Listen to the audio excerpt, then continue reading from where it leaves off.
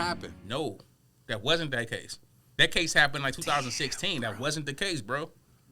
Damn, bro. Yeah, it wasn't the case. That's gonna get me into a deeper, darker that I don't want to get into. Niggas be telling, bro. That's why I don't do street stuff. You know what I'll do? I'll frame it this way. This is how I'll frame my take. This is also potentially dangerous, though. Putting this type of information out there could be potentially dangerous, and it could be on a different aspect on some like, this is what the government want us to do. Because now you're starting to put it out there, like if you get charged with your homie, it's already cutthroat out there. And now you put it in people's mind, if you get charged with your homie, and your homie happen to meet his demise while you far away. That's what I'm talking about. Exactly. Now you can possibly just say he did it and get away. Or it puts a target on everybody back who gets caught with somebody. Anybody who will co-defend it. Let's take it further. You and your homie get a charge. Y'all both out on bail. That type of stuff eludes you, or I ain't gonna say allures you to say, I'm gonna just kill my friend. If I kill him, I can put it on him. That's what I'm saying. Free. But even that, that's why I say. Breaks the rules. But that's why I say you gotta be front. Because when you think about the situations, and I ain't gonna bring up all the situations that people was bringing and saying that was similar, but we all know the way that stuff happened is I'm so far over here. That's happenstance. That I ain't got nothing to do with that. But now since that happened though, let me tell you about this. Now, since that happened, I'm not really doing nothing to nobody. And that's my man's. He fucks with me. He will want that for me. He will want to see me prosper.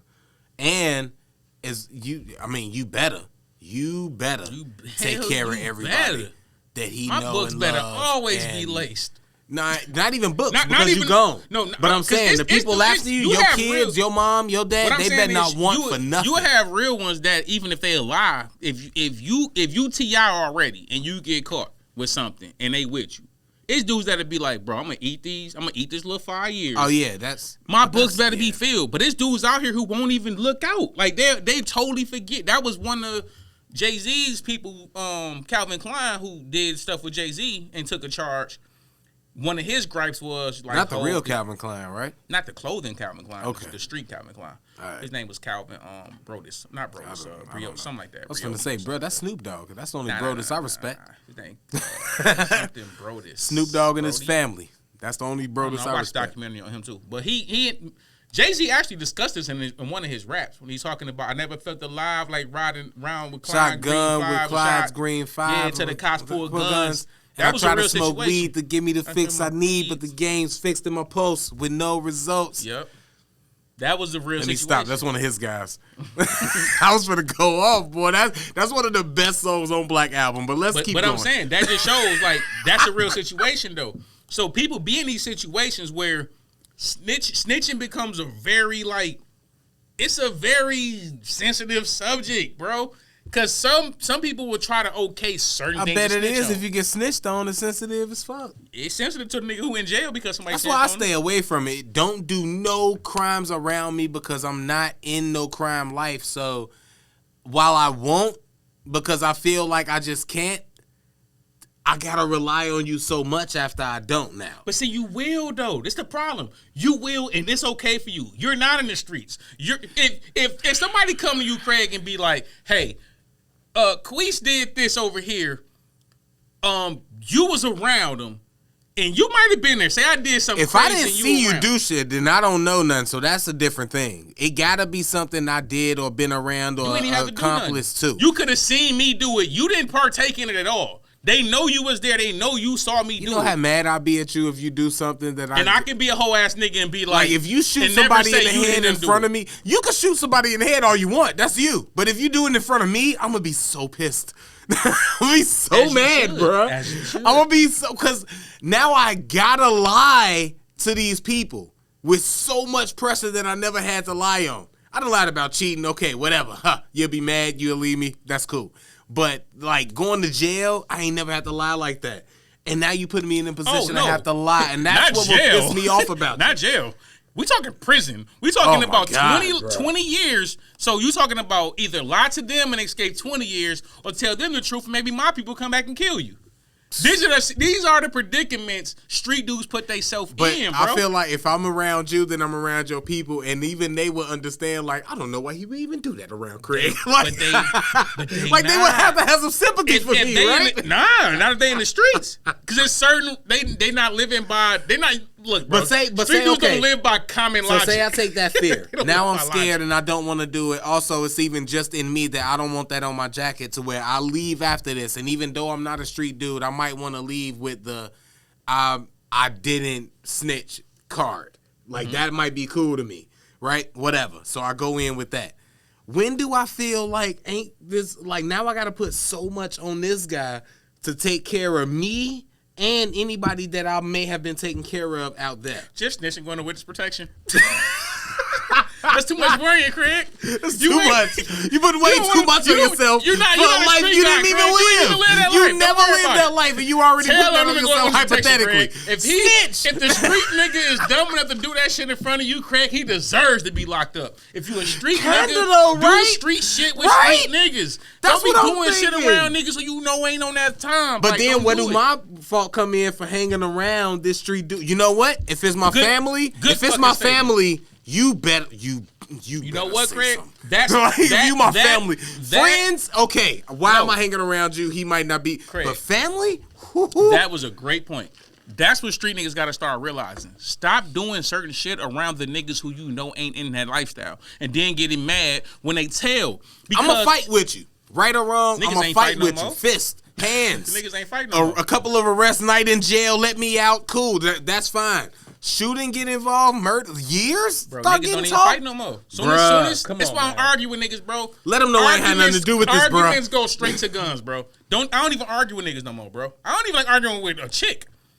Arguing is like, I'm over that arguing shit, bro. That's a whole nother, I'm writing that down, too, for the topics we saved that we didn't get into tonight that we probably finna wrap up in a second. We got some good stuff coming. I'm gonna add that to it. Arguing with a woman, whether you know her, whether you don't know her, if you know her and you know her boyfriend, you know, respect the dude. If you don't know her, you expect her to have a boyfriend, or you just don't want to look crazy in public. Like, just arguing with a woman in any fashion, like, it's not a good look. Arguing with women, bro, is a waste of time, because it's either one or two things. Either they so much in their feelings, they not using no logic. You can say the most logical shit. They gonna fight you on it. They gonna argue. They too much in their feelings. Like, arguing is a waste of time. Or emotional, and then those emotions become fucking physical attacks somehow. Don't ask me how, that's just how science. I don't ask how 2 + 2 make 4. It just make 4. The second reason why I like arguing with women, because I can't slap the shit out of them. Yeah. Because eventually, even when they hit the more you, arguing you doing, even when they hit you can't slap the shit out of them. So no matter what they do, what they say, you can't hit them. So it's because like I don't like arguing. At some point, even with a nigga, at some point I'm gonna be like, okay, what the fuck you want to do then? Because like arguing is like pointless. You gotta fight their boyfriend after that. You gotta, or they dad, whoever it is, or they brother, or they son, whoever, like, whatever man's close to them, or they baby daddy. That's who you gotta fight. The baby daddy he got a problem now because you can't hit him. The dude that's behind her in line that don't even know her. Her side nigga. That's the closest guy.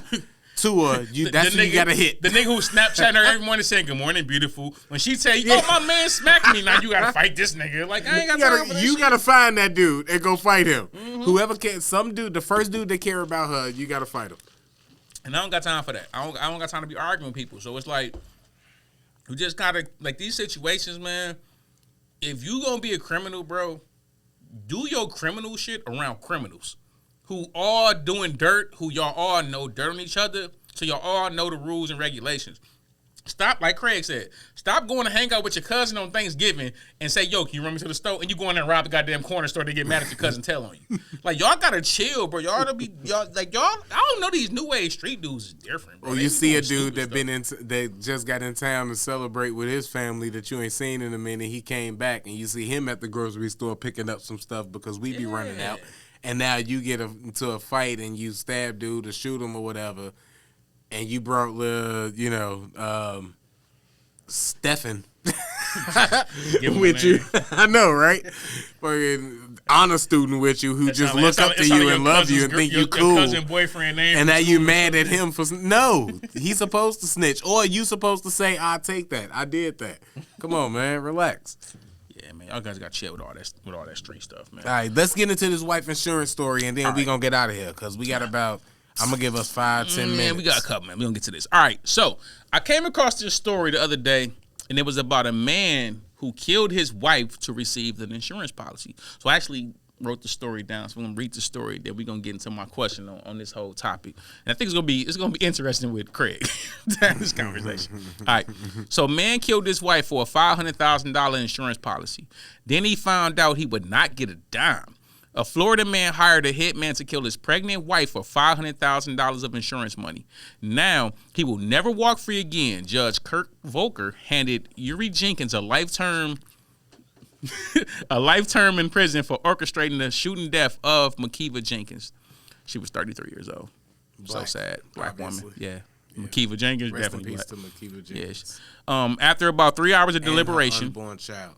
Yeah, and her unborn child, definitely. Rest in peace. Volker was found guilty and convicted by a jury of first-degree murder. According to prosecutors, on June 29, 2017, an accomplice of Jenkins, Jovan Joseph, boy, these are some Negro names. I'm not going to lie.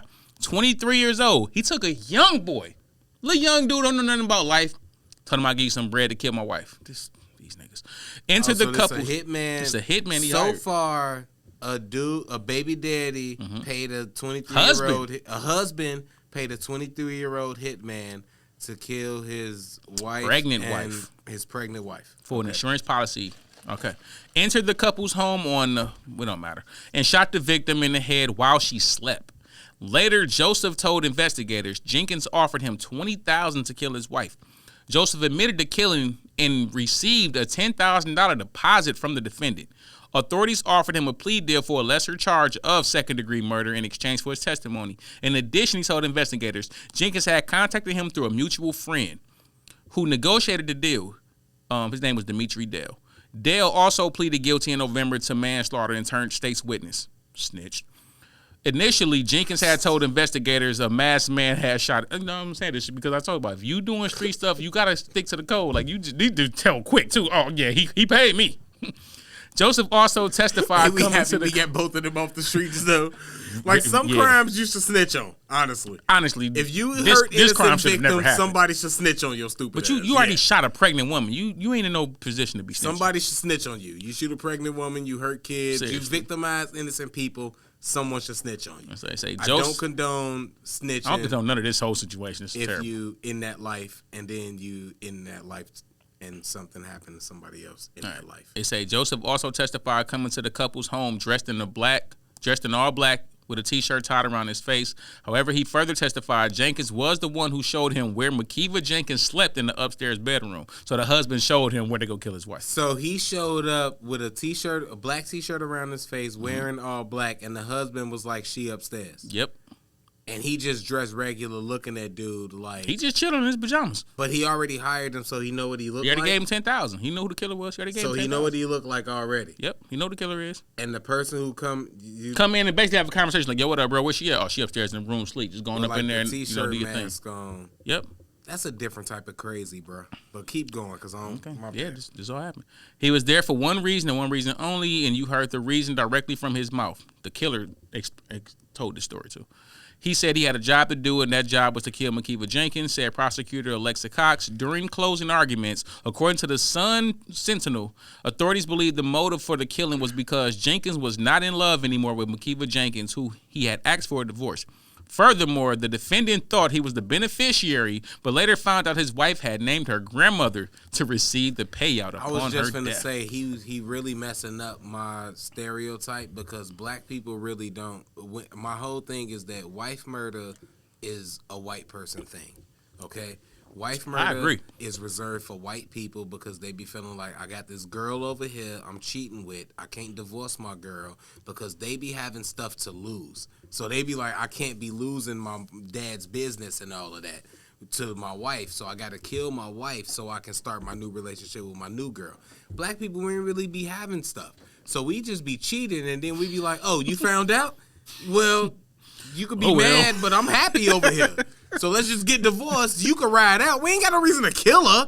Like, we don't want to be with her no more. She can go live the best of life. I'm happy over here with my side chick now. Like, I don't know. But anyways, so it sucks that this guy was black, because I'm assuming she definitely was black. Definitely was black. Was the killer black also? Yeah. So everybody's black in this situation. So everybody's just wilding out in this story. All right, man. So this is my question with this crazy situation, right? With so many various stories of spouses killing for insurance money, if you was to get married, would you put your spouse as a beneficiary on your life insurance?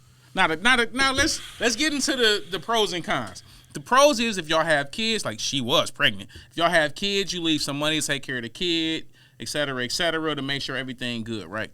But she also can kill you for the insurance money and get you up out the whole picture. If you married to somebody and you worried about them killing you for insurance money, that's your fault. Yeah. Like, why you trust this person? Such a good response. Like, why you trust this person? You should be able to read people. I mean, fuck her if you like her for a little while, that's cool. But when you start entrusting, when you speak marriage, you're entrusting your life and the life of the people that live after you. That's a big topic, this podcast, the people after you, I'm noticing. But you entrusting her with that and her vice versa. It ain't like the wife ain't doing that also. She's entrusting you with her life and the people after her and they life when you marry somebody. So if you got somebody where you worried about what they're gonna do with your finances or your whatever when you leave, that ain't the person you need to be married to. You should be trusting that this person got you and holding you down. My bad, what was your question again? No. As y'all can see on the term. No, I was just like, would you have your spouse as is it cool to have them? That's why I feel like, yeah, I would be fine with that, because I'm not gonna put nobody in that spot that I don't trust to have that spot. You know what I'm saying? Like, if I don't trust you to do right by my mom, my brother, my kids, my whoever that my estate. If I got money, I got people that's working for me that I probably built great relationships with. I probably made a few people millionaires. So I might want to ensure that they continue to grow and continue to be millionaires and don't fall flat because of me not being there. So I might have, even if I got to write it in my will, because if I don't trust you, if I know you don't rock with them, if I know you don't know the business, I'm going to write something in here to ensure that they're taken care of, to ensure that you can't deny that when it comes to, and they like, we taking this out for them, and then you be like, well, why is that happening? No, this is what he wanted. This is there for them. Like, I'm not gonna put that person or my wife, or in a position to not be able to deny the people that I want to be taken care of to be taken care of. Mm-hmm. Like, I'm not even gonna put her in a position to deny it, but I also shouldn't be worried about. She should know that I want this to be taken care of. She should know, even if this the plan. I know you don't know, you don't got this, but this is the plan. This money is going to get allotted to that, so the people that do know can run it. I think to your point, it's just a communication conversation. I think to your point, if you marry the right person, this won't even be a concern of yours. I think this comes when people be marrying the wrong person sometimes. I think when you dating somebody, you start to see red flags. And sometimes you ignore them because of what you want to happen in your head. When you see these red flags, you got to check. Because my man ain't just go from like, oh, I don't want to be with her, I want to kill her. Like, this is something that, these are flags that you saw this lady, not to make, she a victim. But a person who thinks that way, it's acts that happen in your relationship where if you paying attention, you can say, hey, wait a minute, let me take a step back. Because, like, I don't care how much you love somebody. One thing I've learned over all my relationships I've had over the years is you can't love a person to loving you. You know what I'm saying? So you got to understand. Put that on a T-shirt, somebody. You can't love a person into loving you. Can't. That's a bar. My bad, bro, but that shit need to be appreciated. I'm sorry. Like, you can't. That's a bar. You can't love somebody into loving you. Nope. God damn, you wrote that in a song? Nah. Did you? I say it all the time, bro. It's one of my queasisms. Can't love a person to loving you, bro. I like that. You know what I'm saying? Because a person it's been people that come to my life that I love, like even niggas, like I love these, like I love this nigga, like I love this, like my bro, like I love this nigga, right? And then they do things and you like it hurts you because it's like yo, I would have never done that to you, like never, nigga. That shit wouldn't even cross my mind to do this. Even women, and like that's what hurt. That's what hurt. Cause it's like, damn. Cause I can understand something that I would do to you. Damn, man, why you take my last red Starburst? You know I fuck with this red Starburst. For real. And then you took the last one out. Come on, bruh. Like you I can understand that. You cheat me on a video game. It's like I can understand that because I might cheat you on a video game, nigga. But it's like I noticed that I forgot that my sliders was up. I noticed I forgot my sliders was up midway through the game. I knew I had it on pro difficulty, but I ain't tell you. Like, but I just stopped taking so many threes. That's what I did to help you because I'll change it when you go to the bathroom or something. Like, that's what I'm saying. But come on, bro. Some stuff, you steal from me, you know, come on, bro. Especially something like that. Like, you gonna steal from me, bro? Like, I would have gave that to you. Like, why would you take that from me, bro? It hurts. So in relationships, it's the same thing. You can't love a person to loving you. Like, it's things they'll do, and you just look back like, I can't believe you would even do that, because I would have never did that to you. And it's like, it's sad that you can lose your life in them situations like this woman did, you know, rest her soul. Like, you lose your life because you put trust in the wrong people, and sometimes you got to just be more careful. This whole episode has really been about trusting the wrong people and, like, what trust really means, because them kids trusted Deion. You know what I'm saying? His cousin trusted T.I. This woman trusted her husband. And sometimes it don't work out that way, man. You can't love a person to loving you. And I just hope everybody realize that before it's too late. You know? Hey, that's a long title, but I wouldn't be mad if that's the title of this episode, man. That was dope. I like that one. Yeah. Bring it all back together. We gonna wrap it up right there. We gonna get into this next grading scale episode, and trust me, man, some of the topics we left off today I really wanted to get into because they some great topics, but we going to get into them next week. It's something for y'all to anticipate and look forward to. I got to first thank Tyler for holding us down on the producer side. You know what I'm saying? We could not do this without Tyler. Could not do it without Tyler. We could not do it without Corey, and we could not do it without y'all. Appreciate y'all. Appreciate Radio 22. Thank y'all for listening. This has been another episode of I'm Almost Joking Podcast. I'm one half of the Disrespective Collective, Craig Smith, a.k.a. Sense of Life, here with... It's your boy Queese, a.k.a. Dash, and we're... Oh, wait a minute. Let me say this, too. I gotta say this, too. Shout out to all the support we've been getting on one of our videos, because we almost up to 2,000 views on YouTube. And we out here grinding, y'all.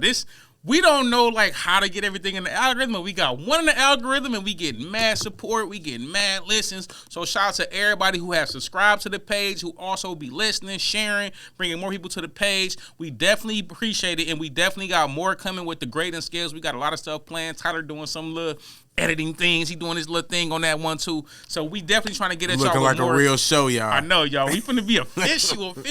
So shout out to everybody who been subscribing, who been watching, who been listening. We appreciate it. From everybody at I'm Almost Joking Podcast and Radio 22, Everything 22, we all appreciate it. And we'll see y'all next week. We'll get at y'all. We out. Dizzle.